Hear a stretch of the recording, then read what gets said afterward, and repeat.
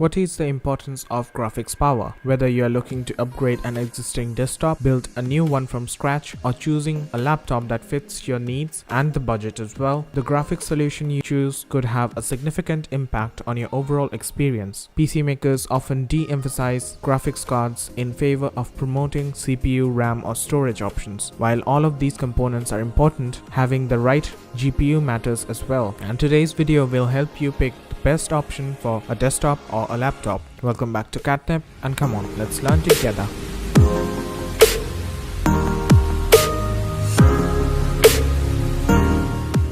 A modern GPU, whether discrete or integrated, handles the display of 2D and 3D content, drawing the desktop and decoding and encoding video content.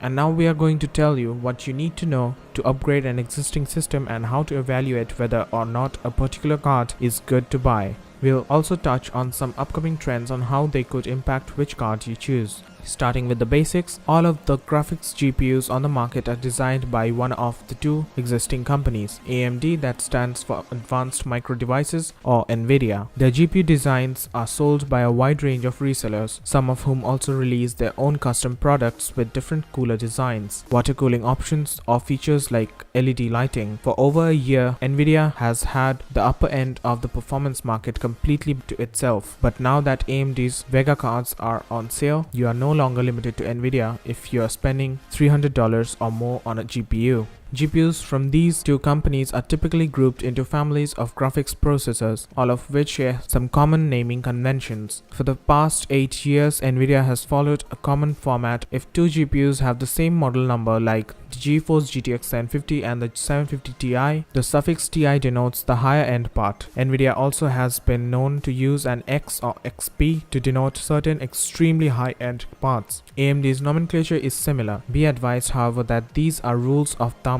rather than absolutes. There are a few metrics to keep in mind when comparing video cards: clock speed, core count, onboard VRAM, or that is the memory bandwidth, memory clock, and of course price. First, coming to engine clock speed and core count, when comparing GPUs from the same family, you can generally assume that higher clock speeds, the speed that the core actually works at, and more cores means a faster GPU. Fortunately, you can only rely on clock speeds and core counts to compare GPUs when you are comparing cards in the same product family. AMD GPUs, for example, tend to contain more cores than Nvidia GPUs at the same price point, but that necessarily does not mean that they will be faster.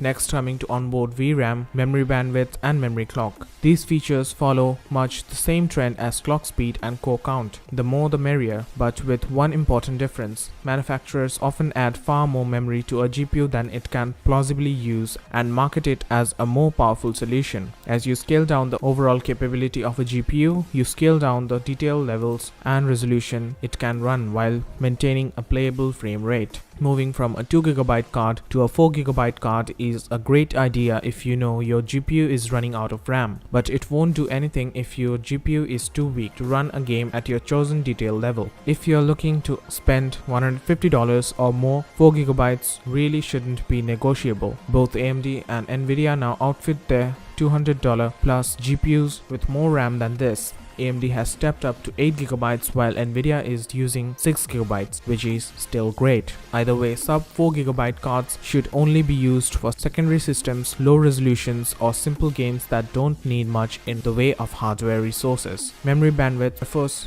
to how quickly data transfers in and out of the GPU. More is generally better, but again, AMD and Nvidia have different architectures and sometimes different memory bandwidth requirements. There are two ways to change a given GPU's memory bandwidth. You can do it by changing the bus size, that is how much data can be transferred per clock cycle or at a particular time, or by changing the memory clock speeds. As for the clock speed, the faster the RAM is clocked at, all else being equal, the higher available memory bandwidth will be. Next, getting to how much you should actually spend. AMD and Nvidia are targeting light 1080p gaming at $100 to $120 price point, higher end 1080p and entry-level 1440p at $150 to $200 price point, and light to high detail 1440p gaming between the price point of $200 to $300. If you want a GPU that can handle 4K, you'll need to spend more than $300. A GPU that can handle 4K and high detail levels will cost around $500 to $1,000. Cards in the $150 to $350 market generally offer performance improvements in line with their additional costs. If GPU A is 20% more expensive than GPU B, GPU A will also likely be 15 to 25% faster than the GPU B. As price increases, this rule applies less. It actually goes according to the law of diminishing returns.